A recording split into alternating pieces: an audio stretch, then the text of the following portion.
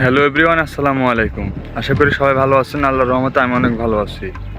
তো আপনাদের মাঝে কিছু কথা শেয়ার করতে আসলাম।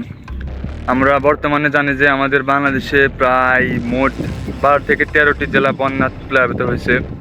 তো তার জন্য সেখানকার মানুষেরা ঠিকমতো খাবার পাচ্ছে না, ঠিকমতো থাকার জায়গা পাচ্ছে না। তো তার জন্য আমাদের কি করণীয়, তাদেরকে কিছু হলেও হেল্প করা। তো আমার এই স্ক্রিনে একটা পিক দেখতে পাচ্ছেন। তো আপনারা একে চিনেন নাকি জানি না। তো তার নাম হচ্ছে মিরাজ আফ্রিদি। আর সে ব্লগ ভিডিও করে এবং তার সেলুন আছে পাবনাতে।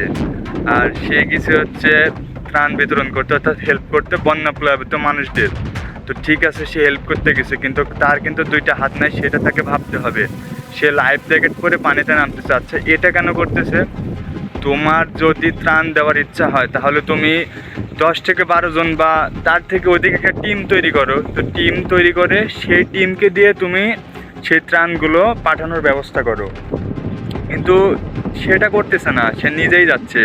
আসলে তোমাকে খাওয়ার জন্য একটা লোক লাগে, পড়ার জন্য একটা মানুষ লাগে, তোমাকে ঘোরানোর জন্য একটা মানুষ লাগে, তোমার পার্সোনাল কোনো যদি কাজ থাকে সে কাজের জন্য একটা মানুষ লাগে। প্রতিটা কাজের ক্ষেত্রে যেহেতু মানুষ লাগে, তাহলে ভাই কেন তুমি কোনো মানুষ ছাড়া তুমি পানিতে নামতেছো? আর তোমার তো কোনো প্রশ্ন আসে না পানিতে নামার। তোমার যদি ত্রাণ দেওয়ার ইচ্ছা থাকে তাহলে অনেক ফাউন্ডেশন আছে, তুমি সেগুলাতে দাও। সেগুলার সেগুলার প্রযোজনায় যেন ত্রাণগুলো পৌঁছে যায়। এবং তুমি তাছাড়া একটা টিম তৈরি করো, সেই টিমকে দিয়ে তুমি খাবারগুলো পৌঁছানোর ব্যবস্থা করো, কাপড় চোপড় যেটা পারো সেটা দেওয়ার ব্যবস্থা করো।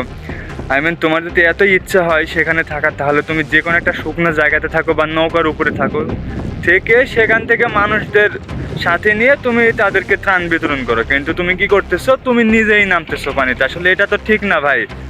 আসলে অডিয়েন্স যারা দেখছেন, আমি তাদেরকে বলতেছি, কিছু কিছু মানুষ আছে যারা ভিউ কামানোর জন্য ওখানে গেছে, ওখানে আসলে ত্রাণ বিতরণের জন্য যায় নাই। তাদের আসলে কিছু টাকা পয়সা আছে, তারা ত্রাণ বিতরণ করবে, কিন্তু ভিউ কামানোর জন্য তারা ত্রাণ বিতরণ করবে। তো এটা ছিল মিরাজ আফ্রিদি ভাইয়ের জন্য।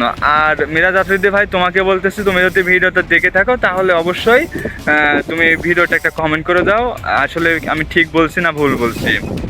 আর কিছুদিন আগে দেখছেন যে যখন বন্যায় প্লাবিত হয়েছে, তখন কিছু শিক্ষার্থীরা তারা মেবি কোনো ইউনিভার্সিটি ছিল, তো তারা আসলে পিকনিক শিক্ষা সফরের মতো গেছে, হাসতে হাসতে যাচ্ছে, হাসতে হাসতে কিছু শুকনা খাবার নিয়ে ছিল তারা।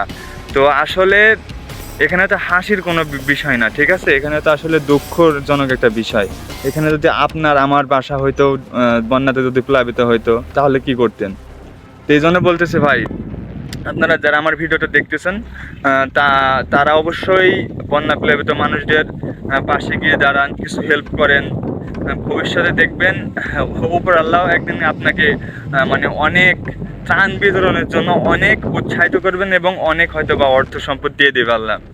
তো আসলে আল্লাহ পাক কিন্তু সব থেকে পছন্দ করে গোপনে গোপনে দানকৃত ব্যক্তিদের। ডান হাত দান করবে, বাম হাত টেরই পাবে না এমন দান। কিন্তু আমাদের বর্তমান সমাজে একটা মানুষ দান করতে গেলে আগে তাকে ভিডিও ক্লিপ করতে হবে, ভিডিও ক্লিপগুলো নেবে, তারপরে সে দান করবে। আর বর্তমানে এমন অবস্থা হয়েছে সোশ্যাল মিডিয়াতে যে যদি কোনো মানুষ মারাও যাইতে লাগে, তাহলে তার ভিডিও ক্লিপটা আগে নিবে, তারপরে হয়তো বা তাকে বাঁচানোর চেষ্টা করবে, তারপরে বাঁচলে বাঁচলে, না বাঁচলে নাই। আসলে এমন একটা সোশ্যাল মিডিয়া তৈরি হয়েছে আমাদের বাংলাদেশে এখন। তো যাই হোক, সবশেষে বলতে চাই যে আমাদের বাংলাদেশে অনেকগুলো জেলা তো এমন অবস্থা হয়েছে, তো প্রায় জেলাতেই দেখতেছি পানি কমে গেছে, কিন্তু তাদের থাকার বা খাবার বা ব্যবসা প্রতিষ্ঠান, দোকানপাট কোনো কিছুই ভালো নয় ভাই। আপনারা যারা এগুলা জানেন তারা অবশ্যই সাহায্য করার চেষ্টা করেন, আর যারা জানেন না তারাও চেষ্টা করেন সাহায্য করার। তো আমার তরফ থেকে যদি কিছু করার থাকে তাহলে আমি করবো অবশ্যই, ইনশাআল্লাহ। তো যারা যারা ভিডিওটা দেখলেন তারা সবাই একটা করে শেয়ার করে যাবেন প্রতিটা মানুষকে দেখানোর জন্য। আর আমার পেজে যারা নতুন তারা অবশ্যই একটা করে ফলো দিয়ে যাবেন। শেষ পর্যন্ত সবাই ভালো থাকেন, সুস্থ থাকেন, দোয়া করি। আর বিকেলে কিছু আপডেট খবর আপনাদেরকে দেবো। এখন তো দুপুর সময়, তো নেক্সট ভিডিওর জন্য সবাই ওয়েট করেন। ধন্যবাদ, বাই বাই, আসসালামু আলাইকুম।